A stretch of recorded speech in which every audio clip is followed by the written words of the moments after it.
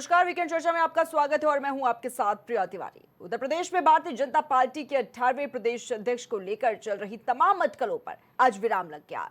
केंद्रीय वित्त राज्य मंत्री और महाराजगंज से 7 बार के सांसद पंकज चौधरी ने प्रदेश अध्यक्ष पद के लिए औपचारिक रूप से अपना नामांकन वो दाखिल कर दिया है। उनके नाम का प्रस्ताव मुख्यमंत्री योगी आदित्यनाथ और उप मुख्यमंत्री केशव प्रसाद मौर्य ने किया, जिससे कि यह स्पष्ट हो गया है कि पार्टी के केंद्रीय नेतृत्व ने सर्वसम्मति से पंकज चौधरी के नाम पर मुहर लगा दी है। नामांकन फॉर्म जमा करने के दौरान डिप्टी सीएम ब्रजेश पाठक और अन्य सीनियर नेता भी मौजूद रहे। पार्टी के घोषित कार्यक्रम के मुताबिक शनिवार को नामांकन का दिन वो तय था। सुबह से ही लखनऊ स्थित प्रदेश भाजपा कार्यालय में गहमा गहमी का माहौल रहा। दिल्ली में मौजूद पंकज चौधरी सुबह लखनऊ पहुंचे और सीधे पार्टी मुख्यालय जाकर नामांकन पत्र दाखिल किया और इस दौरान मुख्यमंत्री योगी आदित्यनाथ, उप मुख्यमंत्री केशव प्रसाद मौर्य के साथ भाजपा के राष्ट्रीय महामंत्री और केंद्र चुनाव पर्यवेक्षक विनोद तावड़े और संगठन चुनाव प्रभारी डॉक्टर महेंद्र नाथ पांडे भी मौजूद रहे। भाजपा ने इस नियुक्ति को लेकर सस्पेंस बनाए रखा। जी हां, सूत्रों के मुताबिक पार्टी ने उत्तर प्रदेश में अपनी व्यापक राजनीतिक रणनीति के अनुरूप राज्य अध्यक्ष के रूप में एक ओबीसी नेता को नियुक्त करने का निर्णय पहले ही ले लिया है। महाराजगंज से 7 बार के लोकसभा सांसद और ओबीसी कुर्मी समुदाय के नेता पंकज चौधरी को बीजेपी यूपी में आगामी राजनीतिक चुनौतियों से निपटने के लिए एक महत्वपूर्ण विकल्प के रूप में देख रही है। भाजपा को 2024 के लोकसभा चुनावों के दौरान ओबीसी वोट बैंक, विशेष रूप से कुर्मी समुदाय में भारी असंतोष का सामना करना पड़ा था और नए प्रदेश अध्यक्ष के चुनाव को उस असंतोष को दूर करने के प्रयास के रूप में देखा जा रहा है। अगर पंकज चौधरी यूपी बीजेपी के नए अध्यक्ष चुने जाते तो मुख्यमंत्री और प्रदेश अध्यक्ष दोनों ही पूर्वी उत्तर प्रदेश के पड़ोसी जिलों गोरखपुर और महाराजगंज से होंगे। राजनीतिक दल है जो लोकतांत्रिक प्रक्रिया से जिसका गठन भी होता है और हमारी पार्टी के संविधान के अनुसार हमारी पार्टी काम करती है। उसी में लगातार जो प्रक्रिया चलती है वो चुनाव का क्रम है। इस समय प्रदेश कार्यालय पर प्रदेश अध्यक्ष और राष्ट्रीय परिषद के लिए नामांकन लिए जा रहे हैं। नामांकन का समय 2 बजे से 3 बजे के बीच का है, जैसे आज कार्यक्रम आपको मालूम है। तो अभी पंकज चौधरी जी का नामांकन हुआ है, लेकिन अभी 3 बजे तक का समय है। अभी देखिए क्या राष्ट्रीय परिषद के सदस्य और प्रदेश अध्यक्ष जी के नामांकन की प्रक्रिया पूर्ण होनी है और कल प्रांतीय परिषद के अधिवेशन में आपके सामने भारतीय जनता पार्टी के अध्यक्ष के रूप में हम सब लोग स्वागत करेंगे।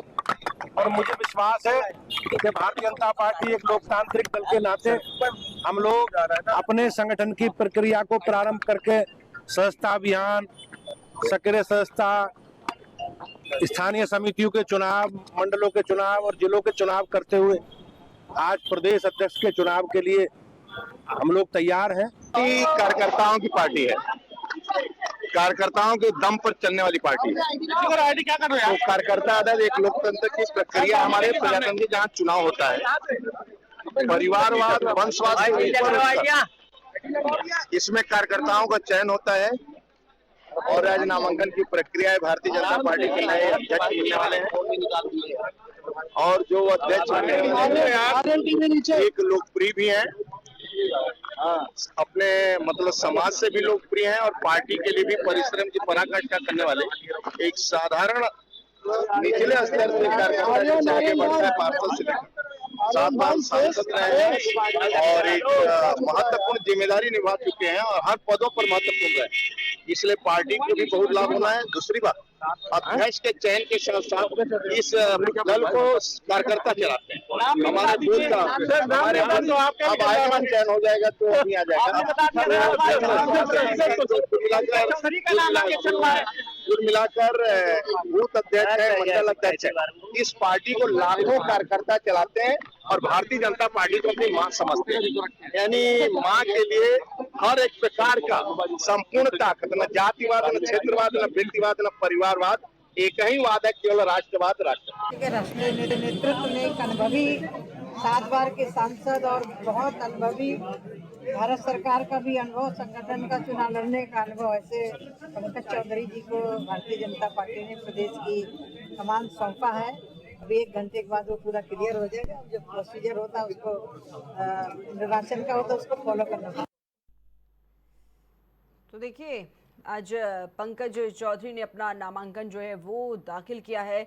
सुबह वो लखनऊ पहुंचे दिल्ली से और सीधे पार्टी मुख्यालय गए और उसके बाद उन्होंने नामांकन पत्र दाखिल किया और इस दौरान मुख्यमंत्री योगी आदित्यनाथ वहां पर मौजूद रहे और साथ ही उप मुख्यमंत्री केशव प्रसाद मौर्य भी उनके साथ में नजर और भाजपा के राष्ट्रीय महामंत्री और केंद्र चुनाव पर्यवेक्षक विनोद तावड़े और संगठन चुनाव प्रभारी डॉक्टर महेंद्र नाथ पांडे भी मौजूद रहे। तो ये तस्वीरें आप देख रहे हैं, कार्यक्रम की ये तस्वीरें जो नामांकन के दौरान की है और भाजपा ने इस नियुक्ति को लेकर लगातार सस्पेंस जो है वो बनाए रखा, क्योंकि देखिए अगर बात की जाए प्रदेश अध्यक्ष को लेकर उत्तर प्रदेश के, तो बीते 1 सालों से देखा जा रहा है कि तमाम बार ये कहा गया है पार्टी की तरफ से कि आज तय हो जाएगा नाम, आज तय हो जाएगा, और करते करते करीब 1 साल बीत गए लेकिन कोई चेहरा सामने नहीं आया, कुछ भी आता पता नहीं चला। लेकिन अगर देखिए लिस्ट की बात करें तो तमाम ऐसे नाम थे जो रेस में काफी आगे दौड़ रहे थे, जिसमें पंकज चौधरी का नाम भी कहीं ना कहीं कहा जा रहा था। इसके साथ ही अगर बात की जाए तो देखिए साध्वी निरंजन ज्योति का नाम भी इसमें कहा जा रहा था कि वो भी बन सकती हैं। इसी के साथ साथ बात की जाए बीएल वर्मा का नाम भी इस लिस्ट में काफी आगे बताया जा रहा था और स्वतंत्र देव सिंह हो गए, धर्मपाल सिंह, दिनेश शर्मा, अमरपाल मौर्य, ऐसे तमाम नाम हैं जो इस लिस्ट में काफी आगे बताए जा रहे थे। लेकिन देखिए बात की जाए लगातार भारतीय जनता पार्टी ने इस नियुक्ति को लेकर शुरू से ही सस्पेंस बनाए रखा, किसी का कोई भी बयान इस पर सामने नहीं आया। सूत्रों के मुताबिक अगर बात की जाए तो देखिए पार्टी ने उत्तर प्रदेश में अपनी व्यापक रणनीति के मुताबिक राज्य अध्यक्ष के रूप में एक ओबीसी नेता को नियुक्त करने का निर्णय जो है वो पहले ही ले लिया था। इसी के साथ ही महाराजगंज से 7 बार के लोकसभा सांसद और ओबीसी कुर्मी समुदाय के नेता पंकज चौधरी को बीजेपी यूपी में आगामी राजनीतिक चुनौतियों से निपटने के लिए एक महत्वपूर्ण विकल्प के रूप में जो है वो देखा जा रहा है और भाजपा को 2024 के लोकसभा चुनावों के दौरान ओबीसी वोट बैंक, विशेष रूप से कर्मी समुदाय में भारी असंतोष का सामना जो है वो भी करना पड़ा था और नए प्रदेश अध्यक्ष के चुनाव को उस असंतोष को दूर करने के प्रयास के रूप में देखा जा रहा है। अगर पंकज चौधरी यूपी बीजेपी के नए अध्यक्ष चुने जाते तो देखिए मुख्यमंत्री और प्रदेश अध्यक्ष दोनों ही पूर्वी उत्तर प्रदेश के पड़ोसी जिलों गोरखपुर और महाराजगंज से होंगे। तो देखिए अगर बात की जाए पंकज चौधरी की तो काफी खास बताए जाते हैं। प्रधानमंत्री नरेंद्र मोदी के भी इस पे भी तमाम जो कयास है वो लगाए जा रहे थे। हालांकि नामांकन हो चुका है, पंकज चौधरी ने अपना नामांकन पत्र दाखिल किया, उसकी तस्वीरें तो आज हम इसी पर चर्चा करेंगे। पैनल पर हमारे साथ खास गेस्ट भी जुड़ चुके हैं और सबसे पहले हम आपका उनसे परिचय करवा देते हैं। हमारे साथ राजनीतिक विश्लेषक डॉक्टर एसपी सिंह जी जुड़े हुए हैं। डॉक्टर एसपी सिंह जी, बहुत बहुत स्वागत है आपका इस खास चर्चा में। हमारे साथ वरिष्ठ पत्रकार सुनील त्रिपाठी जी स्टूडियो से जुड़े हुए हैं। सुनील जी, बहुत बहुत आपका भी बहुत स्वागत है। सबसे पहले सुनील जी, जिस तरीके से देखिए तमाम ऐसे अटकलें, तमाम ऐसे कयास लगाए जा रहे थे, क्योंकि अगर बात की जाए यूपी में बीजेपी प्रदेश अध्यक्ष किसको बनाती है, पिछले 1 सालों से हम लगातार देख रहे हैं कि ये कहा जा रहा था पार्टी की तरफ से कि आज नाम तय हो जाएगा, आज बता दिया जाएगा। पहले देखा गया कि दिवाली के पहले हो जाएगा, फिर ये भी चुनाव हो जाए, वो भी चुनाव हो जाए, करते करते लगभग 1 साल बीत गए। लेकिन अब देखिए नामांकन पत्र आज दाखिल किया है पंकज चौधरी ने। देखिए प्रिया जी, भारतीय जनता पार्टी जो भी कार्य करती है सोच समझ के, चिंतन और मंथन के बात करती है। भले ही लोग कयास लगा रहे हैं 1.5 साल से कि अब अध्यक्ष का चुनाव हो जाएगा, अब हो जाएगा, लेकिन समय और अपने हिसाब से भारतीय जनता पार्टी हर जगह अपने पदाधिकारी नियुक्त करती है। जिस तरह से समाजवादी पार्टी पीडीए बनाई है, पीडीए के काट के लिए मेरी समझ से पंकज चौधरी जी को प्रदेश अध्यक्ष बनाया गया है। चूँकि पीडीए के फार्मूले पर ही समाजवादी पार्टी 27 चुनाव लड़ेगी, जैसा कि अखिलेश जी कह रहे हैं। भारतीय जनता पार्टी ने उसी काट के लिए पंकज चौधरी जैसे नेतृत्व करने वाले सज्जन और 7 बार सांसद रहने वाले लोकप्रिय नेता को प्रदेश की बागडोर सौंपी है। सबसे दिलचस्प मुझे प्रिया ये लगता है कि शायद ये एक नाटक था। इससे पहले ही पंकज जी को अध्यक्ष दिल्ली से मनोनीत कर दिया गया था। एक प्रक्रिया होती है, वो प्रक्रिया हर पार्टी अपनाती है, वही प्रक्रिया भाजपा ने भी अपनाई। लेकिन देखिए जिनके नाम मैंने कई बार देखा चर्चा में आते हैं, चाहे मुख्यमंत्री दौड़ में हो, चाहे प्रदेश अध्यक्ष की दौड़ में हो या अन्य पदाधिकारी दौड़ में हो, भारतीय जनता पार्टी में उनका सफाया हो जाता है।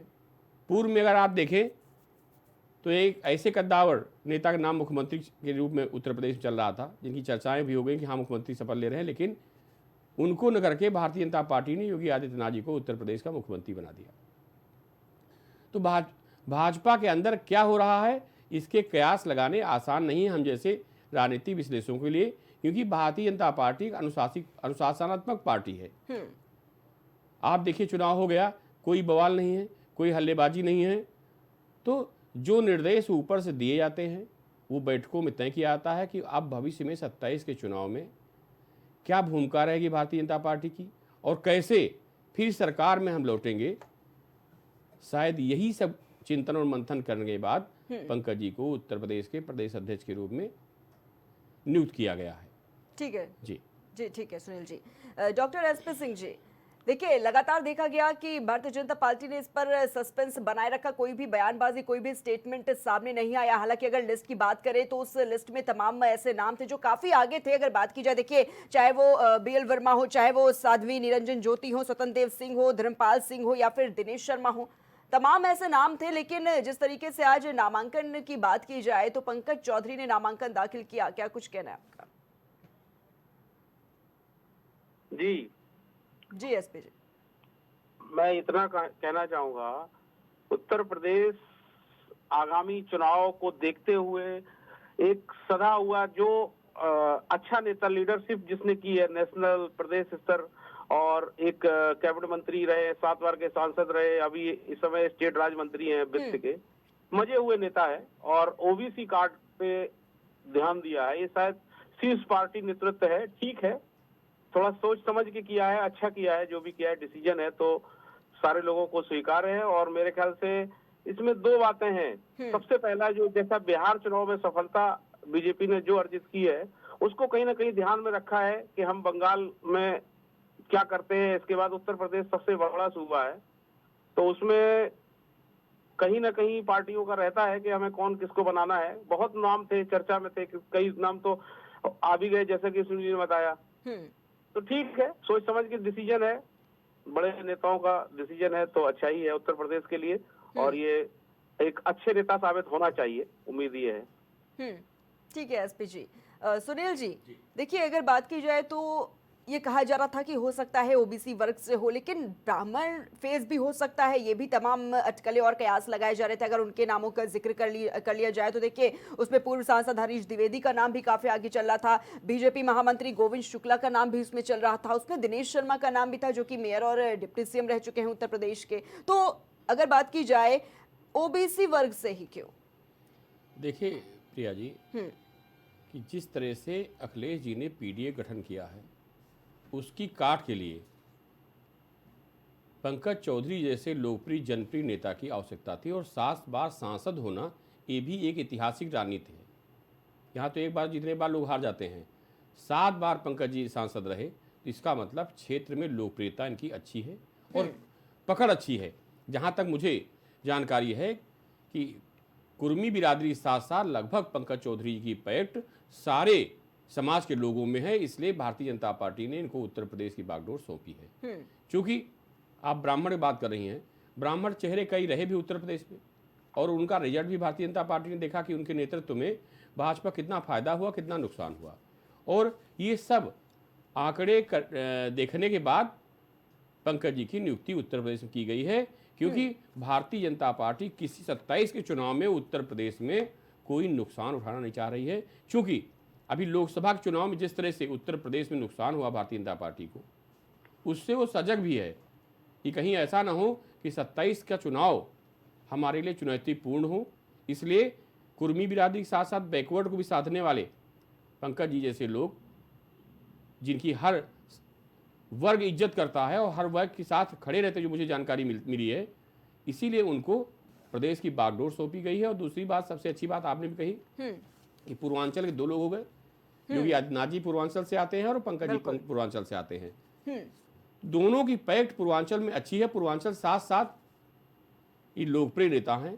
प्रदेश चाहे पश्चिम हो तब भी पंकज जी संभालने का प्रयास करेंगे, और अभी समय है। संगठनात्मक ढांचा जिस पार्टी मजबूत होता है प्रिया जी, वो पार्टी निश्चित रूप से चुनाव में विजय हासिल करती है। चाहे आप कांग्रेस के दौर में देख लीजिए, इंदिरा जी के पीरियड में बूथ तक जिला अध्यक्ष की पकड़ होती थी, पूरे प्रदेश के अध्यक्षों में प्रदेश अध्यक्ष पकड़ होती, जिला अध्यक्ष की पकड़ होती थी।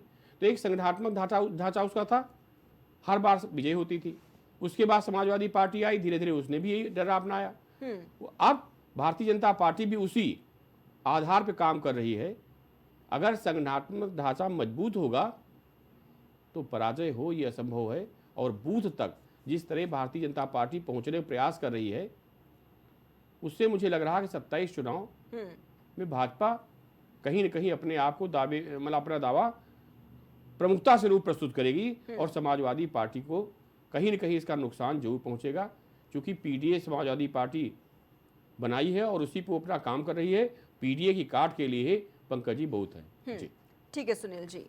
डॉक्टर एसपी सिंह जी, देखिए ये भी कहा जा रहा था कि हालांकि पूरी तरीके से भारतीय जनता पार्टी ने अपना सस्पेंस इस पर बनाए रखा, नाम का कोई भी जिक्र नहीं, और वो हर बार देखा जाता है किसी भी चुनाव में हो चाहे कुछ भी हो जाए, वो नाम का ऐलान इतनी जल्दी नहीं करती और जो नाम रेस में होते हैं उसके उलट ही नाम देखने को मिलते हैं। लेकिन ये बिल्कुल कहा जा रहा था कि जो भी होगा चेहरा वो तालमेल बैठाने वाला ही भारतीय जनता पार्टी चुनेगी। लेकिन अगर बात की जाए पंकज चौधरी की, लोकसभा का जब चुनाव था तब देखा गया किस तरीके से प्रधानमंत्री नरेंद्र मोदी भी उनके घर पहुंचे, तो काफी ज्यादा तालमेल देखा जाता है दोनों के बीच में।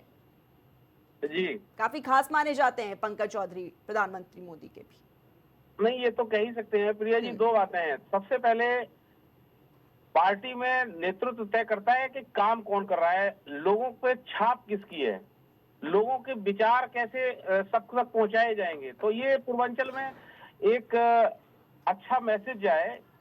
और ओबीसी चेहरा तो पहले से तय था कौन बनेगा, शायद इनका मैडम का नाम था, उनका नाम था, इनका नाम था, कौन था पहले, कोई महिला बनेगा, लेकिन इनका नाम बना है तो कुछ अच्छा करने के लिए आए हैं, जो कि सपा को पूर्वांचल में थोड़ा सा सफलता मिली हुई थी। तो पूर्वांचल के बेस को बना के और पूरे प्रदेश को एक मेजरमेंट देना, तो ओबीसी, इसीलिए ओबीसी काट के ओबीसी चेहरा इनको दिया गया है। हाँ। और ये मेरे ख्याल से स्वतंत्र देव जी पहले रह ही चुके हैं, मौर्य जी रह ही चुके हैं, तो एक नया नाम भी हो गया और अच्छे लीडर हैं, इसलिए इनको प्रपोज किया गया। ठीक है एसपी जी। सुनील जी, बाबूराम निषाद का नाम भी काफी ज्यादा चर्चा में था कि बाबूराम निषाद भी हो सकते हैं प्रदेश अध्यक्ष उत्तर प्रदेश के। क्या कुछ कहना चाहेगा, क्या लगता है कि बाबूराम निषाद को क्यों आखिर मौका नहीं दिया गया? क्योंकि ये नाम काफी रेस में हम लोग सुन रहे थे कि ये आगे है, निषाद समुदाय से भी हैं वो। देखिए प्रिया जी, मैंने पहले भी कहा है, चाहे चुनाव लड़ने में हो, सीट वितरित करने में हो, चाहे अपने पदाधिकारियों के चुनाव में हो, चाहे मुख्यमंत्री के चुनाव में हो, भारतीय जनता पार्टी सोच समझ करके ऐसा नाम लाती है कि जिसमें राजनीतिक विश्लेषक भी फेल होते नजर आते हैं। हाँ। चाहे आप राजस्थान में देख लीजिए, चाहे आप मध्य प्रदेश में देख लीजिए, या अन्य स्टेट में भी देख लीजिए, जिन नामों की हम लोग चर्चा करते हैं वो नाम कहीं न कहीं सफल नहीं होता है। अब चाहे इसलिए कि उनके विरोधी हो आते हों या जो भी कारण हो राजनीतिक, मैं उस पर चर्चा नहीं करना चाह रहा हूं, लेकिन जिन जिन नामों की चर्चा मीडिया में हो आती है वो नाम कहीं न कहीं असफल हो आते हैं। पूर्व में आप देखिए केशव जी का नाम बहुत प्रमुखता से चला के मुख्यमंत्री बनाए जा रहे हैं उत्तर प्रदेश के। बिल्कुल, दोनों बार ऐसा हुआ, लेकिन नहीं बनाया गया। तो चूंकि भारतीय जनता पार्टी, देखिए परिवारवाद तो सब में मैंने कह सकता हूँ का छूती है, लेकिन अनुशासनात्मक एक पार्टी है जो केंद्रीय नेतृत्व निर्णय लेता है, उसमें ईब बट नहीं होता है। और आपने यहाँ भी देखा कि अमित शाह से नरेंद्र मोदी जी से मिलने के बाद जैसे पंकज जी आते हैं, और मैं दावे साथ कर, आप तो कोई क्लियर हो रही है। हाँ। कि प्रदेश के अध्यक्ष पंकज जी को बना दिया गया। बिल्कुल बिल्कुल। देखिए सुनील जी, जिस तरीके से साध्वी निरंजन ज्योति का नाम काफी आगे था और ये कहा जा रहा था कि वो महिला हैं और महिला भी बनाई जा सकती हैं, और ये अगर वो बनती तो देखिए वो पहला ऐसा मौका होता जब कोई महिला उत्तर प्रदेश की प्रदेश अध्यक्ष बनाई जाती। लेकिन जिस तरीके से जेपी नड्डा के साथ उनकी 2-3 दिन पहले एक मुलाकात होती है, वो अपने सोशल मीडिया अकाउंट पर एक तस्वीर साझा करती है उस मुलाकात की, उसके बाद ये अटकलें और ज्यादा तेज हो गई थी। देखिए ऐसा कि उत्तर प्रदेश की राजनीति प्रिया जी जी बहुत ही अभिन्न तरीके से मुझे दिखाई पड़ रही है, इसलिए कि समाजवादी पार्टी की काट करने के लिए भाजपा के पास कोई चेहरा इस तरह का नहीं था जो पंकज चौधरी जैसा हो। 7 बार सांसद और अपनी लोकप्रियता जनप्रियता में साध्वी निरंजन जी के साथ नहीं, कई इसमें दावेदार थे प्रदेश अध्यक्ष के, और दावेदार तो हर आदमी चाहता प्रदेश मुख्यमंत्री बने, प्रदेश अध्यक्ष बने। लेकिन भारतीय जनता पार्टी बहुत सोच समझ के प्रदेश अध्यक्ष अपना नियुक्त किया है, क्योंकि समाजवादी पार्टी जिस आधार पर चुनाव लड़ रही है, जिस किले को बना करके चुनाव लड़ रही है, उस किले को बेधने में मैं भी मानता हूं कि पंकज जी की एक अहम भूमिका होगी। क्योंकि कुर्मी यादव, ज़्यादातर समाजवादी पार्टी पीडीए में इन्हीं लोगों को प्रमुखता से लेती है। कुर्मी बिरादरी से पंकज जी स्वयं आते हैं, 7 बार सांसद रहे तो लोकप्रियता भी इनकी वहाँ रही होगी, लोग भी इनके रहे होंगे। तो कैसे समाजवादी पार्टी को हराएंगे, ये सोच समझ बिल्कुल के। बिल्कुल सुनील जी, देखिए जी। क्योंकि जिस तरीके से कहा जा रहा था कि जो भी चेहरा होगा वो काफी खास भी हो सकता है, प्रधानमंत्री मोदी जी। का, उनकी कैबिनेट का काफी खास हो सकता है, तालमेल बैठाने वाला जरूरी है। जी देखिए, नरेंद्र मोदी जी जिसके लिए हाँ कर देते हैं उसको भाजपा में चाहे आरएसएस हो, वर्तमान में कोई ना नहीं करता है। क्योंकि पूरी भाजपा का मेन चेहरा जो है वो नरेंद्र मोदी जी हैं। अभी आप देखिए, राष्ट्रीय अध्यक्ष चुनाव होना है, बहुत दिन से प्रयास लगाया जा रहा है, कई लोगों नाम चल रहा है कि इनको बनाया जाएगा। कई संगठन मांग कर रहे हैं कि संजय विनायक जोशी जी को राष्ट्रीय अध्यक्ष बनाया जाए, और इस लायक हैं भी, मैं भी मानता हूं। लेकिन नरेंद्र मोदी जी जिसके लिए हाँ करेंगे प्रिया जी, वही राष्ट्रीय अध्यक्ष होगा। अब आप देखिए कि 75 साल का कानून भाजपा में सबके लिए लागू था। मैं गिनाऊं तो कई ऐसे चेहरे हैं, आप भी जाने हम भी जा रहे हैं। लेकिन जब नरेंद्र मोदी जी की बारी आती है, सारे लोग कह रहे थे 15 सितंबर 14 सितंबर में नरेंद्र मोदी जी इस्तीफा दे चले जाएंगे, नहीं गए, क्योंकि भाजपा का कोई ऐसा प्रमुख चेहरा नहीं है इस समय जो राष्ट्रीय स्तर पर और अंतर्राष्ट्रीय स्तर पर अपना वैभव दिखा सके। भाजपा में कमी नहीं, मैं किसी की राजनीति पे टिप्पणी नहीं करता हूँ। हम लोग सोचते अटल बिहारी वाजपेयी चले जाएंगे तो कौन आएगा, इंदिरा जी चली जाएंगे तो कौन आएगा। देश में कमी किसी चीज़ की नहीं, लेकिन वर्तमान राजनीति में नरेंद्र मोदी जी का एक अभिन्न चेहरा लोगों के सामने प्रस्तुत होता है। इसलिए देखिए 75 साल वाला भी कानून उनके लिए खत्म हो गया।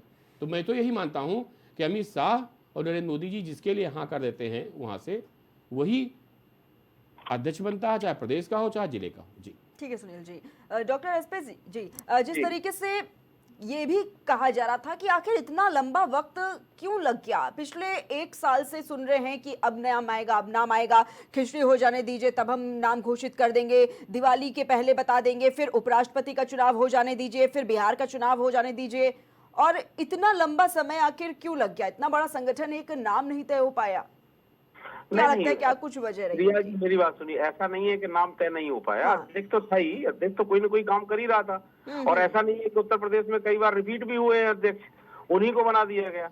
लेकिन इसमें रिपीट नहीं होना था, ये तो ये भी पता था कि चेंज होगा, लेकिन समय हमें लग जाता है। तो पार्टी है, काम तो कर ही रहे थे, अध्यक्ष जी तो थे ही थे। जी ठीक है, तो सोच समझ के डिसीजन लेने में थोड़ा समय लगता है। हाँ देखिए, लेकिन जो विपक्षी दल थे, चाहे वो समाजवादी पार्टी हो, डॉक्टर एसपी जी, चाहता है कि हम ही बने।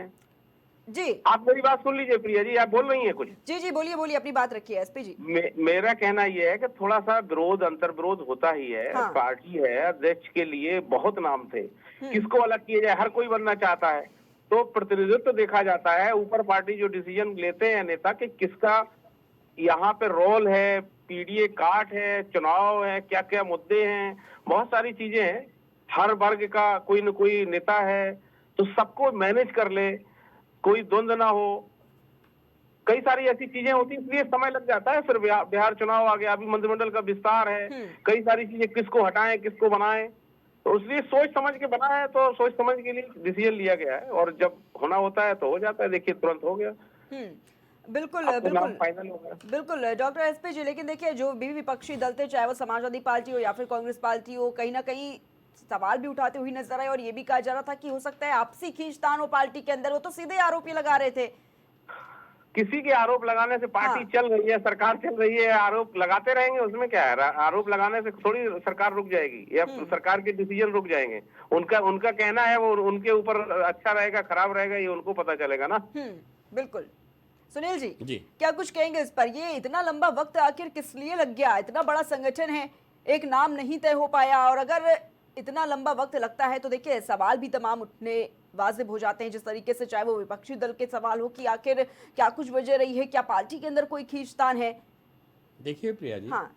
विपक्ष तो बहुत दिन से उंगली उठा रहा है, योगी जी की विदाई हो रही प्रदेश से, योगी जी की डिप्टी सीएमओ में खींचतान मच गई, सीएम में खींचतान मच गई है, अंतर्द्वंद चल रहा है, कुर्सी जा रही है। लेकिन मेरी समझ से योगी जी के दूसरे कार्यकाल में भी कुर्सी सुरक्षित है, और तीसरा चरण भी योगी जी के नेतृत्व में ही उत्तर प्रदेश में चुनाव लड़ा जाएगा, और कोई ऐसा नेता फायर ब्रांड नेता मुझे उत्तर प्रदेश योगी आदित्यनाथ जी जैसा दिखाई नहीं पड़ता है। जिस तरह से हिंदुत्व और राष्ट्रवाद के ऊपर योगी आदित्यनाथ जी पूर्ण रूप से काम कर रहे हैं, उत्तर प्रदेश की जनता इस बात को स्वीकार भी कर रही है। तो कहने के लिए तो विपक्ष हर बार आरोप लगाता है ये नहीं हो रहा, वो नहीं हो रहा है, लेकिन भारतीय जनता पार्टी, मैंने पहले भी कहा है कि हर निर्णय सोच समझ के लेती है और यही कारण उसको लगभग प्रदेशों में विजय हासिल होती है। विपक्ष चाहे कांग्रेस हो चाहे समाजवादी पार्टी हो, समाजवादी पार्टी में भी अखिलेश जी के निर्णय से ही अध्यक्ष चुनाव होगा, चाहे जिलाध्यक्ष चुनाव होगा। केंद्र में जो निर्णय सोनिया जी लेंगी, राहुल जी लेंगे, उसी पे ही पार्टी पदाधिकारियों चुनाव होगा।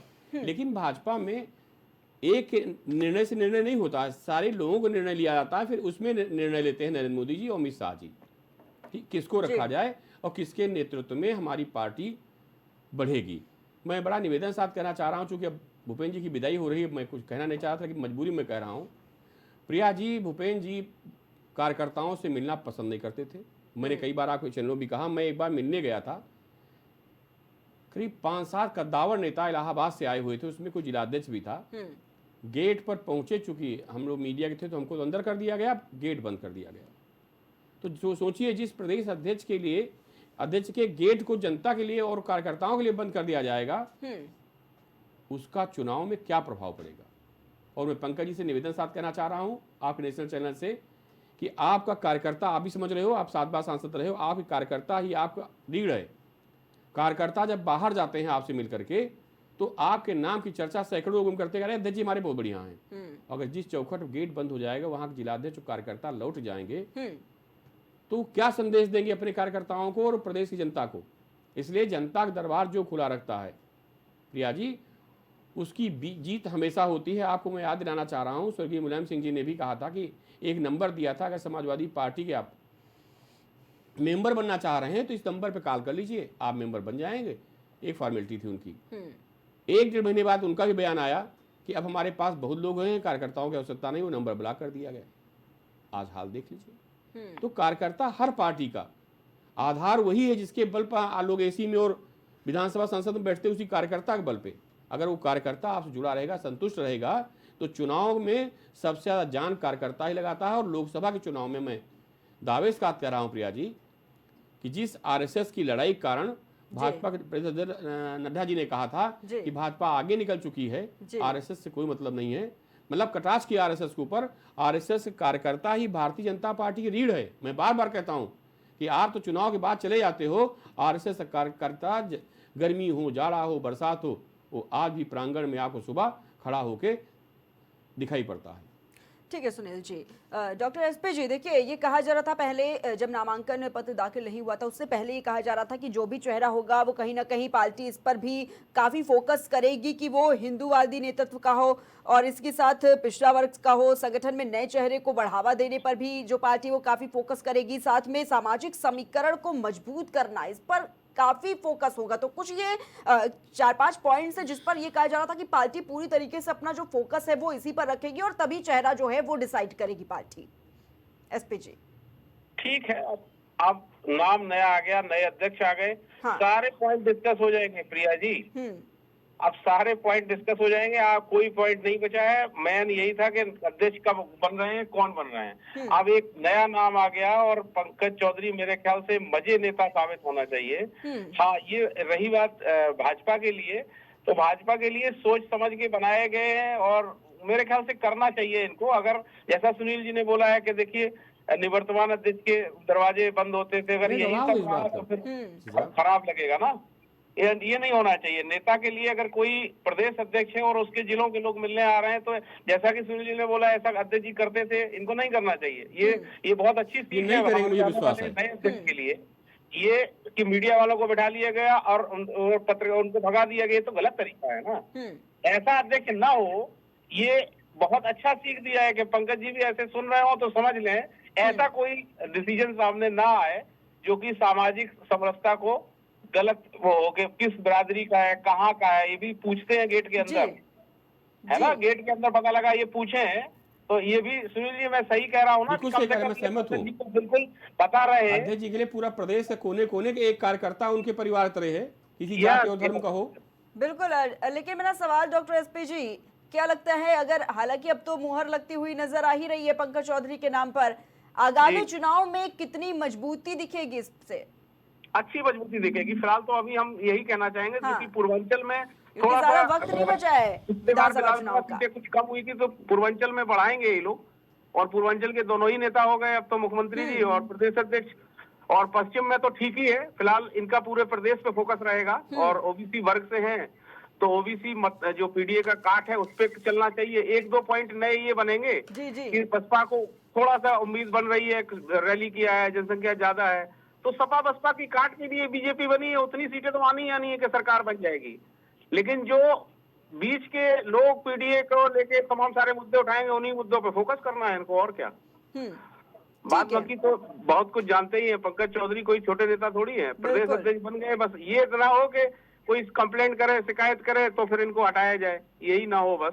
बिल्कुल बिल्कुल। सुनील जी, क्या कुछ जवाब देंगे इस पर, क्योंकि अब देखिए विधानसभा चुनाव भी नजदीकी, कुछ ही वक्त बचा हुआ है। अब तो एक तरफ समाजवादी पार्टी अपनी ताकत झोंक रही है, पीडीए से लेकर आप देख ही रहे हैं किस तरीके से महिलाओं के अकाउंट में 40,000 रुपए का वादा भी अब तो कर दिया है अखिलेश यादव ने, लेकिन अब नामांकन दाखिल कर दिया है पूरी तरीके से। हालांकि अब मुहर लगती हुई नजर आ ही रही है पंकज चौधरी के नाम की प्रदेश अध्यक्ष को लेकर, क्या कुछ कहेंगे, कितनी मजबूती नजर आ रही है इस पर आगामी चुनाव को? देखिए प्रिया जी, एक कहावत 9 नगद अच्छे 13 उधार नहीं अच्छे हैं। तो अखिलेश जी वादा कर सरकार बनेगी तब हम देंगे। बिल्कुल। तो उधार पे कौन काम करता है बताइए? मेरी समझ से उधार पे कोई न जनता काम करती, न नेता काम करता है, न अफसर काम करता है। अगर आप 40,000 पहले की व्यवस्था कर लेते हैं तो उसका प्रभाव चुनाव में और रहेगा। और मेरी समझ 40,000 रुपया कहना आसान है, इतना बड़ा फंड लाना आसान काम नहीं है, ये हवा हवाई है। उत्तर प्रदेश में देखिए इस बार, चूंकि अखिलेश जी को मैं छोटा नेता नहीं मानता हूँ, समाजवादी पार्टी प्रतिद्वंदी के रूप में मैं सदैव कहता हूँ कि भाजपा के लिए प्रतिद्वंदी पार्टी समाजवादी पार्टी ही है। हालांकि बहन जी भी अब थोड़ा सा मेहनत करना शुरू कर दी हैं, तो बहुजन समाज पार्टी भी कहीं न कहीं 27 चुनाव में अहम भूमिका अपनी निभा सकती है। लेकिन उत्तर प्रदेश में पिछली बार अगर आप ध्यान दें प्रिया जी, सुनील बंसल जी के नेतृत्व में चुनाव लड़ा गया था, संगठन मंत्री थे, सरकार बनी उत्तर प्रदेश में। वर्तमान में धर्मपाल सिंह जी सुनील बंसल जी से किसी तरह से कम ने मुझे नहीं नजर आ रहे हैं। प्रोग्रामों में देखिए प्रदेश के कोने कोने तक धर्मपाल सिंह जी संगठन मंत्री बार बार जाते हैं, लोगों से मिलते हैं और भारतीय जनता पार्टी के नीतियों को, कार्यों को जनता तक पहुंचाने में लगे हुए हैं। तीसरा, उन्होंने एक योद्धा और अपना भेज दिया पंकज जी को। पंकज चौधरी भी बड़े नेता हैं, लोकप्रिय नेता हैं, जनप्रिय नेता हैं, इसलिए 3-4 लोग ऐसे इनकी टीम में हैं जिससे लड़ना समाजवादी पार्टी के लिए आसान नहीं होगा। दूसरी बात, मैं नाम नहीं लूंगा, एक राजनेता सहयोगी भाजपा के बार बार आंखें दिखाते थे प्रिया जी कि कहीं सपक तारीफ कर रहे हैं तो बिहार में कहीं अलग चुनाव लड़ रहे हैं। उनके लिए भी एक सबक है ये। पूर्वांचल में थोड़ी सी उनकी भी धमक थी वर्ग विशेष में, लेकिन पंकज चौधरी जैसा चेहरा देने के बाद मैं मानता हूं कि कहीं न कहीं उनके भी स्वर बदलेंगे, क्योंकि आप छोटे दल के नेता हो और वो 7 बार सांसद रहे हैं प्रदेश के। जो 7 बार सांसद रहा है उसका नेतृत्व, कृतित्व, व्यक्तित्व कुछ और ही रहा होगा। जी ठीक है सुनील जी, चर्चा को यहीं पर समाप्त करेंगे। बहुत बहुत धन्यवाद आप सभी के हमारे साथ इस खास चर्चा में जुड़ने के लिए। हमारे साथ राजनीतिक विश्लेषक डॉक्टर एसपी सिंह जी जुड़े हुए थे और वरिष्ठ पत्रकार स्टूडियो से हमारे साथ सुनील त्रिपाठी जी इस खास चर्चा में जुड़े हुए थे। तो देखिए लगातार जो सस्पेंस है वो भारतीय जनता पार्टी ने बनाकर रखा प्रदेश अध्यक्ष के नाम को लेकर, लेकिन आज पंकज चौधरी जो कि 7 बार सांसद भी रह चुके हैं, उन्होंने आज अपना नामांकन जो है वो दाखिल किया। उसके बाद कहीं ना कहीं जो मुहर है वो लगती हुई साफ तौर पर देखिए नजर आ रही है कि प्रदेश अध्यक्ष का नाम जो है वो कौन होगा। और इसी के साथ फिलहाल के लिए इतना ही। आप